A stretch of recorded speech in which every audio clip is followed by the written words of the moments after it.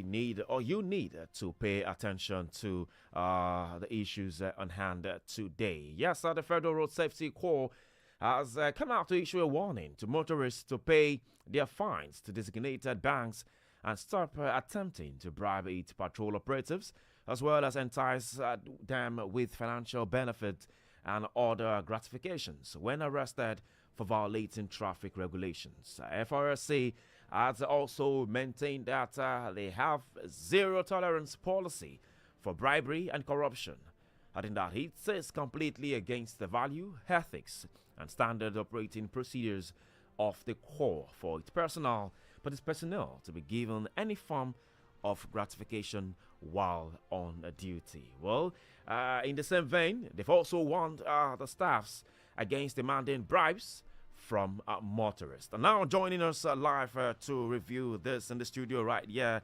is the Route Commander and former admin officer FRSC in Lagos. We have RC Feishayo Aramide Akinbote. I think I got that correctly. Welcome to the show. Good morning. Good morning, Mr. Mike. Thank you very much. All right.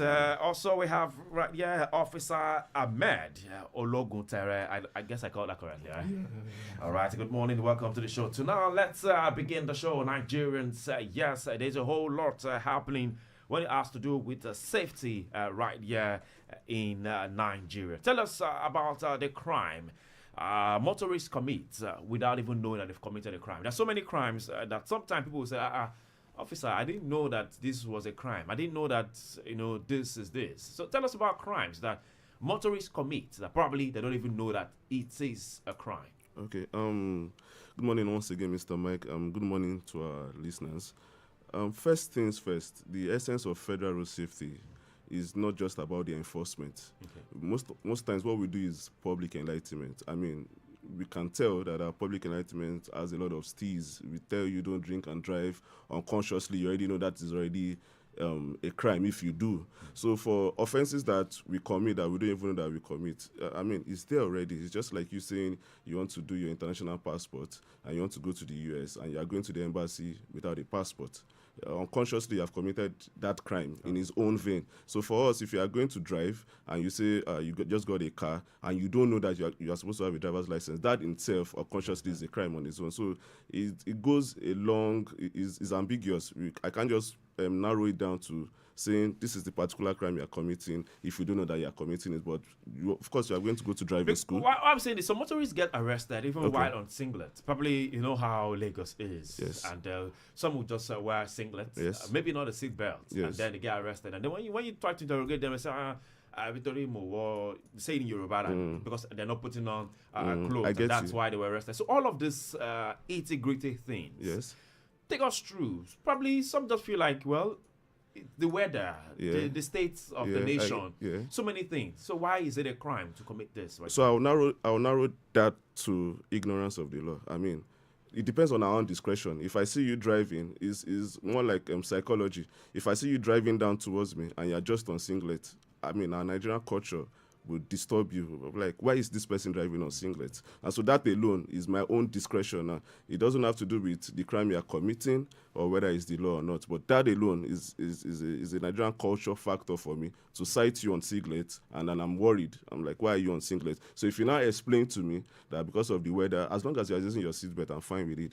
If you like, you don't drive with shirts. As long as you're using your seatbelt. Oh, really? Yeah, so that was... are we going to say, was that an error or was that... that is not an error. From the officer? As far as I'm concerned, it is not an error. You can drive with whatever you want to drive as long as you're using your seatbelt. What matters arresting that personnel now, arresting that motorist, that driver now, was that an error on the side of the officer?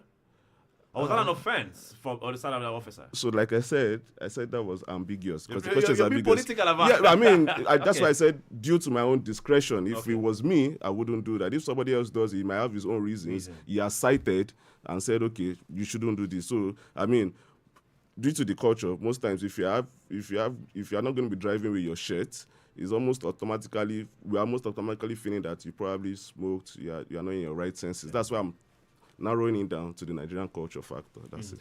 Okay, let's also look at this. Yeah, the court marshal warned that motorists shouldn't pay a bribe. Yes. Or rather, pay to the bank. Yes. You and I know that. I was traveling early last year, and I was traveling by road though, and then we got to a point where they said it was even raining, and we got to. I didn't even know what happened because I was on the other side. A friend of mine was driving, and then they said, okay, that we should go. Where we committed an offense, and that we should pay. So the guy was like, "Pay? Why? You're trying to ask questions. What do we do? Why do we pay?" Before you know it, they brought out something like a POS. That, well, if we cannot go to the bank, we should pay it here. So just like what you said, that instead of that all motorists should go to the bank. What will you call that? Okay, now for us, there's a section in the law that's section 5 in the law that gives us the empowerment to arrest traffic offenders. They give you an empowerment to go around with POS? No, so that what you call your POS is an e-tab. We have an e-tab. Most people don't know, and this is also like an enlightenment program to let people know. What we call a notice of offense sheet, we also have it in an e-tab form. So the same things we have on the notice of offense sheet manually is also what we have in the e-tab digitally. So when they bring it out to you, that is where we issue you your offense. So if you have made an offense for not having your driver's license, we have it in the e-tab. So rather than returning the normal booking sheet to you, we can also give it to you through the e-tab. But for to lay emphasis on the payment aspect, when you are being booked, you're supposed to take the ticket to any bank to pay. So when you make the payment at the bank, then you go to the office to make recordings that you have made your payment, and then whatever was confiscated from either your vehicle or your driver's license will be given to you. So that's what I'm saying. I'm laying emphasis on that. When you say POS, we don't work with POS. We work with an e-tab. These are notices of offense. That's like, because we're told to either pay there, less, or go to the bank and pay the normal fee. That was what I mean. This happened to me practically, not a hearsay. Practically, you either pay lesser at the spot there, or you pay the amount being charged. Though this was not in Lagos, I would say this was not in Lagos, but then it's a directive coming from the national angle, and when anything coming from the national relates to Nigeria as a whole. So, is there a payment system with the officers right there at the spot? No, there's not. We don't have a payment system for the officers on the spot. If you are being apprehended, you have an offense. You have two choices. That is in the notice of offense sheet. Is either you pay your fine, or you are being how do I put it now? You are being told to do community service. So that's why we have the mobile court also. So if you are being given your ticket, it is expected that you go to any Nigerian bank to make your payment. We are not going to take payment on the road. We don't take payment on the road. So for that case that happened, when you have issues like this, we have emergency numbers you can call to air your grief. I mean, you can call the number. We have the FRSC emergency number 112. You have numbers? Yes, we have 112. When you call the number, please call the number so our listeners will definitely come into it. If you Federal Road Safety emergency number, it is 112. Yeah, 112. So if you have any grief, you have encounters on the road that you are not happy with, you can make the call and tell them you were apprehended somewhere and you were told to make payment on the road. It is wrong. We don't take payment on the road. With the digital movement in Nigeria, is there no online platform to pay?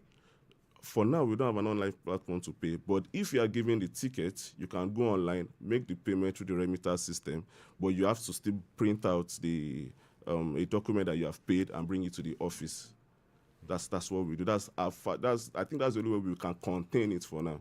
I mean, we say Nigeria is going digital, but me and you know that there are some aspects of it that needs to be contained. So the best way we can do it, of course, if you can go online through our website, you can make your payment, but then after making the payment, it will guide you. Information of the website? Yes, it guides you on how to make the payment on remitter system, or you can just go to your Google and check how you can make your payment on remitter system. We are in the remitter portal also. You see Federal Road Safety, you see the notice of offense sheets, whatever you have put for, you pay, but then you must print it out and take it back to the office for recordings that you have paid. All right, Lagos, if you're just tuning in, yes, that's the voice of the Route Commander and the former admin officer, Federal Road Safety Corps right here in Lagos. Okay, let's open the phone lines before we go ahead in the conversation. Let's open the phone lines so you can be part of this conversation.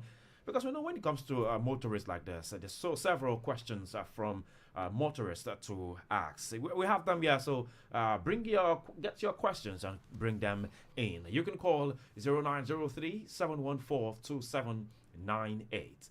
0903-714-2798. Also reach out to us on 0705 690 0927. 0705 690 0927. You can call the other lines 0802 502 7711. 0802 502 7711. Okay, please turn down the volume on your radio set. Hello, good morning. Good morning, sir. Yes, good morning. What's the name and where are you calling from? My name is James. I'm calling from Ogar. All right, James from Ogar. Please go ahead with your question. My question is that this FRSC, why are they finding it very difficult to arrest these soldiers and the rest, the other forces, when they disobey the traffic laws? Because this morning, as I was coming to my place of work, the soldier were applying one way with a Toyota Yaris, white in color, and they failed to arrest him or hold his car. And if it will be ordinary civilian, they will hold him. So I want to know why they find it very difficult to also apply the same thing to military. Okay. To the military. Yeah, I guess the root commander gets your question. Thank you very much for that. Talking about being a rule of law, being above the law. What do you have to say to that? Okay. For Ojo, in my dossier, I told you I worked in Abule Oshun Outpost. That's we're still going to that. At trade fair. So Ojo area, Maitu to Badagry Expressway, is a very peculiar area. In that same expressway, just after the Federal Safety Office in Abule Oshun, we also have the DSS office. We also have the Ojo Barracks. And Ojo Barracks, that's one of the biggest barracks we have in West Africa. So pertaining to how the road is being constructed, we both know, or rather if you've been to that area, the road is still under construction. And so we have too many bikes taking people to trade fair. Most people don't like to drive all the way to trade fair. They will stop at either the barracks, take bike and all of that. So when you have serious traffic on the other end of the road, and this is the barracks, a Nigerian army man, for us that we do sister agency collaborations, yes, we want to be friendly to these people, because when we are in troubles, we usually call on them to. If the Ojo barracks man is going to drive out from the barracks and say he's coming 2 meters to join the lane, I mean, that's what we can do. Like you have your CSRs. So what about the normal civilian? What about? I expect you to be civilized. Just go and take the normal road so that we avoid all of these arguments. I mean, if I'm going to call on the Nigerian army tomorrow to come and assist me if I'm in trouble, I can as well wait for them. That's my own CSR I'm doing. Your own CSR is your own CSR, my own CSR. That's the best way I can put it, so that we don't cause enmity between the Nigerian army and the Federal Safety. All right. I like Root Commander today. So much political. Well, I must say, I think you'll contest for one of the list later on. Hello, good morning. Hi, good morning. Yes, good morning. What's the name where you're calling from, please? My name is Kingsley Brown. I'm calling from Sulere. All right, Kingsley Brown from Sulere. Please go ahead. Yeah. We have the Root Commander. Please, I would want to ask the officer to explain in terms of the rule of law. Okay. Is these laws, are they only applicable to private motorists? Because I see a lot of the commercial buses violate road traffic laws. Nobody would arrest them. Nobody would stop them. But if a private motorist does the same thing in the same area, they are being apprehended. So I want to know if this is only applicable to private cars, and why are they not arresting or cautioning the commercial bus drivers? Thanks. All right. Thank you very much. Okay. I got your question very right. And before I answer, they're really calling me a politician here. So I have to be careful. So this is what we do. For every patrol team in Lagos State, before we go on the road, we go on public enlightenment at the parks. The reason why we are emphasizing on the parks is we know that some of these drivers are very stubborn. Most of them just want to step out, make their money, and go back home. And looking at the way the country is. For the commercial drivers? Yes, or for the commercial, private? for commercial, mostly commercial drivers. Like when we go to the parks, it has to do with interstate parks, normal motor parks, and we lay emphasis on the drivers, because if you go to the parks, some of the parks, you see them selling alcohol and all of that. So it's a thing of concern for us. So if we can narrow it down to that aspect and talk to them in that way, that's the best way we can reach out to them. They also have an association, a management association that we interact with almost every day. We tell them, please, the complaints about you people driving lawlessly on the road is too much. How can you help us to curb it? And I put in the CSR part of it. If I don't want to drive all the way from maybe Magodo to CMS and all of that, the fastest way I can move is through these commercial buses. So sometimes there are some leniencies for them, but for the rule of law, they are not above the law. We do sometimes, like this morning, Lagos Island, we did mobile court, special patrol. This special patrol was mainly concentrated on these commercial drivers. And if you look into our office, we don't have video recordings, but we have over like 30 buses inside. And that's the best we can do. Once we curb little part of them, then the message will go to the rest of them. It's not going to be easy to stop all commercial buses, because we know that they have that's what I was going to. Sorry to comment. The road safety usually don't even attack commercial buses. It's more of private. Is it because, or will it be that there are more income from the private buses than let me correct the impression. We don't attack. Most of the time. What I mean, I get what you mean. It's most like for me, I usually say this. Most times, the punishment usually goes to the most civilized people, because it's only a civilized person you apprehend and tell stop that will stop.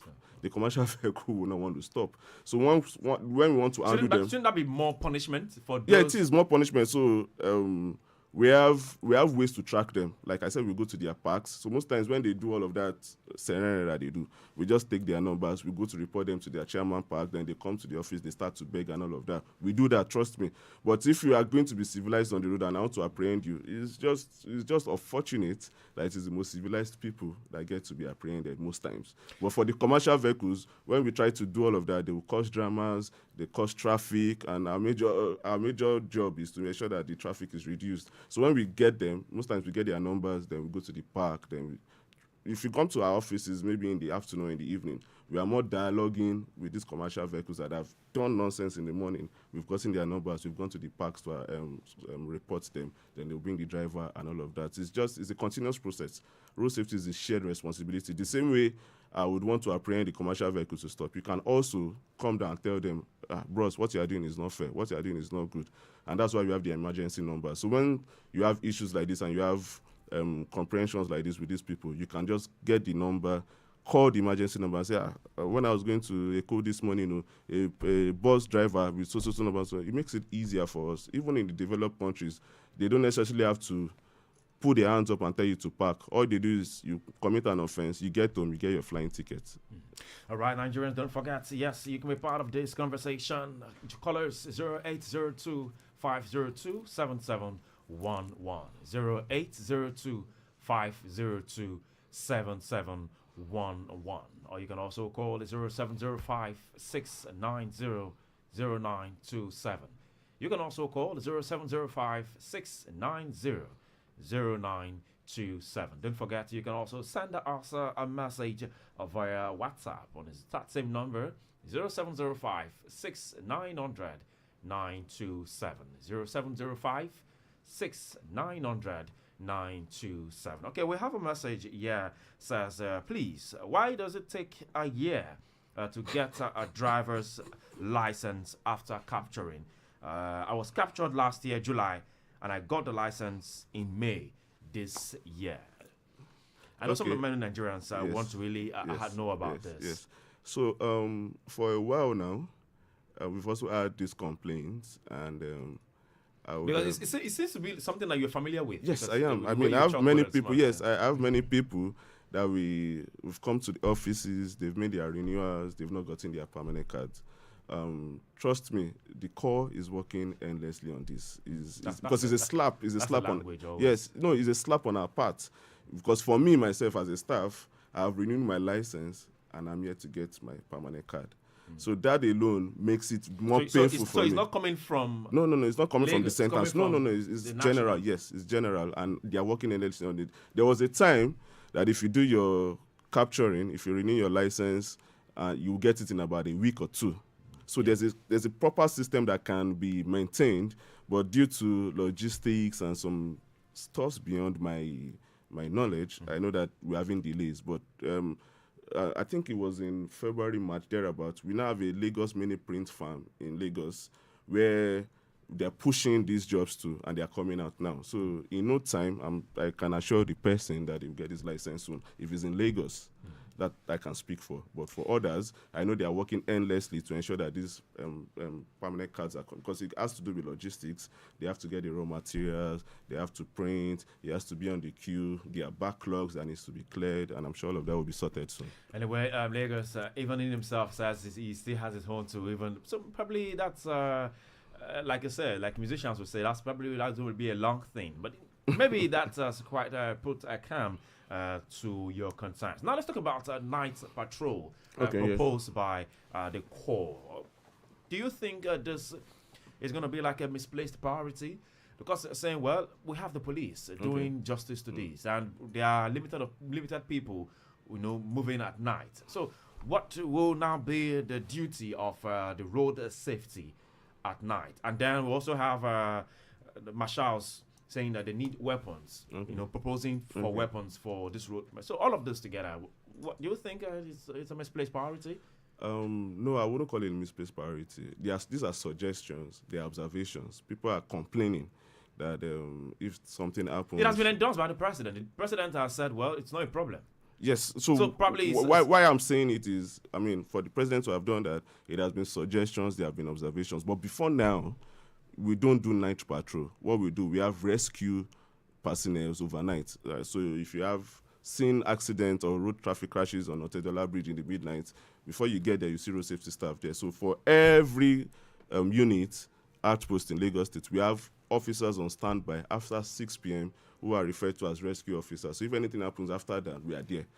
The enforcement now, to our own risk, you have to be empowered with guns for you to say you want to put me on a night patrol, because if during the day I'm stopping a normal commercial vehicle with my normal uniform and he's not answering me, he would answer a police officer with gun in the night. So it's a good development and it's not a misplaced priority to me.